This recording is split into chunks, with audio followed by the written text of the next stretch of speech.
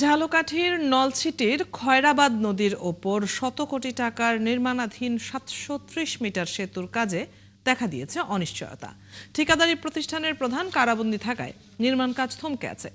নদীর দুই প্রান্তে বসানো কয়েকটি পিলার ছাড়া দৃশ্যমান কোনো অগ্রগতি নেই। নির্ধারিত সময়ের মধ্যে শেষ হওয়ারও কোনো লক্ষণ নেই। তরুণ সরকারের তথ্য ও ছবিতে প্রতিবেদন।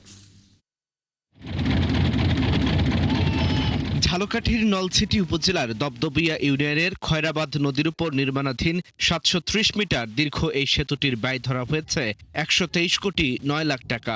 ২০০৩ সালের ২৫ এপ্রিল নির্মাণ কাজ শুরু হয়ে ২০২৬ সালের ৯ এপ্রিল শেষ হওয়ার কথা, কিন্তু অধিকাংশ সময় পেরিয়ে গেলেও কাজের অগ্রগতি নেই। এলাকার মানুষের অভিযোগ, প্রধান ঠিকাদার এবং কার্যক্রম নিষিদ্ধ আওয়ামী লীগ নেতা বলরাম পোদ্দার কারাবন্দী থাকায় প্রকল্পের ব্যবস্থাপনা ভেঙে পড়েছে।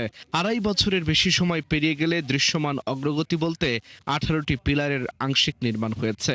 এরই মধ্যে ঠিকাদারি প্রতিষ্ঠান ২০ কোটি টাকা অগ্রিম বিলও তুলে নিয়েছে। দীর্ঘদিন যাবত দেখি কাজটা করতেছে না, এলাকার মানুষের জনদুর্ভোগ হইতে আছে বা একটা উন্নয়নের কাজ হলে এলাকাবাসী সুবিধা হবে, দেখা যায় ওপারের মানুষ চলাচল করতে পারতেছে। ৩ বছর হয়ে গেছে রড এখানে মরিছে, আর যদি তাৎক্ষণিক হইতে তো আমাকেও ওই জনগণের ভালো হইতে। এখন আমরা তো বড় একটা কাজ আইছে, চিন্তা হয়েছি চলবে। আমরা এফার ওফার রামু, ওই মালমাই টানু নিমু, এই অবস্থায় খুশি এলাম।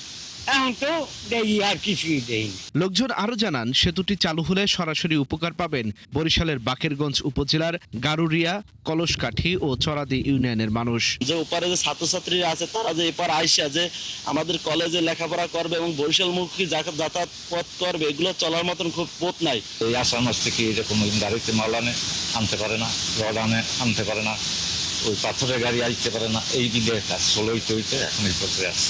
এ নিয়ে উপজেলা প্রকৌশলী জানান, নির্ধারিত সময়ের মধ্যে কাজ শেষ করতে না পারলে বিধি অনুযায়ী ব্যবস্থা নেওয়া হবে ঠিকাদারি প্রতিষ্ঠানের বিরুদ্ধে। ঠিকাদারের সাথে আমরা ম্যানেজমেন্ট মিটিং এ আলোচনা করা হয়েছে এবং ওনারা বলছে নির্দিষ্ট সময়ের মধ্যে কাজটি শেষ করবে। যদি শেষ করতে না পারে আমরা পিবিএর মাধ্যমে ব্যবস্থা গ্রহণ করা হবে। আল ইমরান, ৭১।